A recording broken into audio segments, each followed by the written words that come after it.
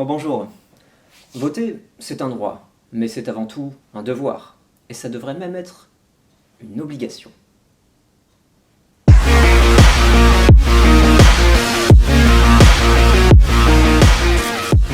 Faut bien garder en tête qu'il y a des gens qui sont morts pour qu'on puisse avoir ce droit, et que même si le choix qu'on a, c'est choisir entre quelqu'un qui veut supprimer les retraites, la sécurité sociale, ou quelqu'un qui veut mettre en prison les homosexuels, par exemple, il faut aller voter, parce que c'est important. Voilà, il faut bien se rendre compte que nous, on a la chance de pouvoir choisir, alors que dans d'autres pays, ils consulteraient même pas les gens pour faire ça. Donc voilà, c'est quoi que vous préférez? Maintenant, la grande question que tout le monde se pose en cette période électorale, c'est pour qui est-ce qu'il faut voter? Alors, je ne vais pas vous donner de consignes, mais je vais vous dire ce que moi, personnellement, j'attends pour la France en 2022. Aujourd'hui en France, il y a encore des gens qui vivent sans logement, sans emploi, dans la précarité, sous le seuil de pauvreté, et c'est absolument pas normal. On doit mettre un terme à tout ça. Et c'est pour cette raison que je voterai pour le candidat qui saura le mieux casser la gueule des Français.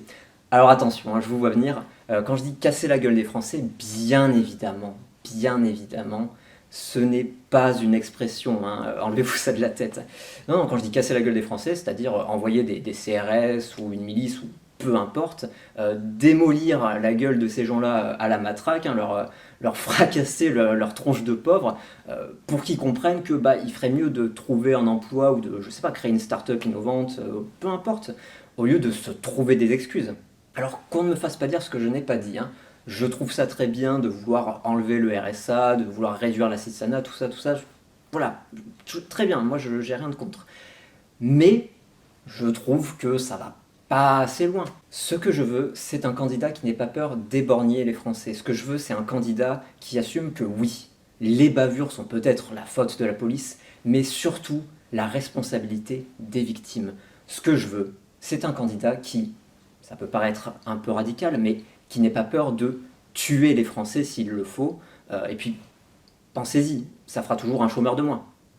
En tout cas, moi, c'est de ça dont j'ai besoin pour me sentir en sécurité dans mon pays. S'il n'y a plus de pauvres, il n'y a plus de criminalité. Bah oui, c'est pas les riches qui volent.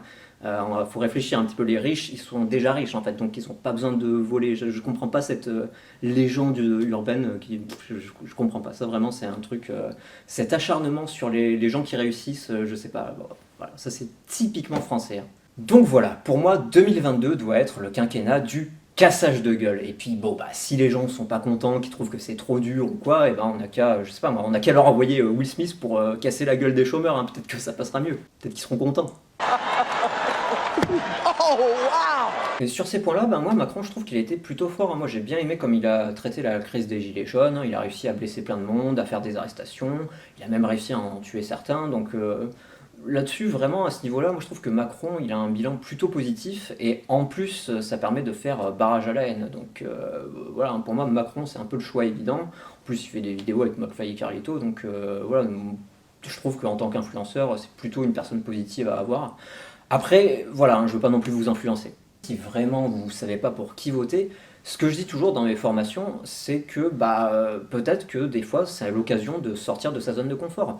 Plutôt que de voter pour un candidat qui corresponde à vos idées, pourquoi ne pas essayer autre chose? Ça peut être une bonne occasion pour essayer le RN par exemple. Voilà, si ça vous faisait un peu peur, peut-être que là c'est l'occasion. C'est important de ne pas se cantonner uniquement à ce qu'on connaît. Vous savez, moi ça me fait penser à ce qui se passe avec les NFT. Il y a des gens qui disent qu'au lieu d'essayer de lutter contre et de dire gna gna gna ça sert à rien, il vaudrait mieux essayer d'investir rapidement avant que le marché s'impose et que vous soyez en retard sur tout le monde. Peut-être que le nationalisme c'est la même chose, peut-être que le nationalisme c'est l'avenir et qu'au lieu de perdre son temps à lutter contre ça, il vaudrait mieux accepter l'avenir et épouser la tendance. Évidemment, c'est juste mon avis, ça n'engage que moi, mais à titre personnel, je vois pas l'intérêt de voter pour un candidat qui dépassera pas les 5%. Enfin bref, merci à RhinoShield et NordVPN qui sponsorisent cette vidéo, c'est eux qui financent la France de demain, et heureusement qu'il reste des entreprises innovantes pour aider les jeunes créateurs. Un très grand merci également à l'État islamiste qui finance cette chaîne à hauteur de 15%, c'est vraiment pas rien, donc un grand merci à eux dans les commentaires, j'y tiens. Comme vous le savez, c'est pas facile pour nous autres, les influenceurs, de nous en sortir dans cette période où beaucoup de gens sont trop pauvres pour donner sur Tipeee. Donc heureusement qu'il existe quand même des sociétés comme ça qui acceptent de financer les créateurs. D'ailleurs, pour conclure cette vidéo, je vais juste me permettre de mettre un petit peu les points sur les i pour les gens, oui, il y en a, pour les gens qui pensent que je ne serai pas influenceur sous prétexte que je fais pas beaucoup de vues ou je sais pas quoi. C'est juste parce que j'ai décidé de faire carrière à l'étranger, hein. Je vais pas m'éterniser là-dessus, hein, mais juste si je fais pas beaucoup de vues en France, c'est surtout parce que moi je suis avant tout connu en Malaisie, hein, où là-bas je suis vraiment une star nationale, on peut le dire. En fait, je suis égérie et actionnaire majoritaire d'une marque de cigarettes à destination des moins de 12 ans, ça s'appelle Siga Kids.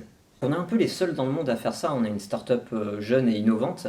Et on est beaucoup présent sur TikTok, hein, puisque notre cible c'est les 6-10 ans. Et j'ai plusieurs TikTok à mon actif avec des dizaines de millions de vues, donc quand même, oui, je pense que je peux me permettre de dire que je suis influenceur. Notre but, c'est de rendre la cigarette à nouveau cool et accessible. C'est de dédiaboliser le tabou autour de cette substance en la rendant plus attrayante, plus colorée et sucrée, un petit peu comme des friandises. C'est très simple, hein, c'est un peu comme quand vous alliez au marchand de tabac quand vous êtes petit, là, vous mettez des bonbons dans votre sachet en plastique, sauf qu'au lieu que ce soit des friandises, hein, c'est des cigarettes voilà, fumées ou des bonbons à la nicotine. Donc il existe des dizaines de parfums, hein, c'est assez sucré, il y a 15% de nicotine en moins par rapport à une cigarette ordinaire, bien sûr dans le but de pouvoir les accompagner en douceur vers la dépendance. Enfin bon, tout ça c'est pas pour faire de la pub, hein, puisqu'évidemment c'est des produits qui se vendent même pas en France, c'est juste pour vous dire que, pour vous montrer un peu l'exemple que avec une idée innovante, originale, bah, vous pouvez réussir, hein.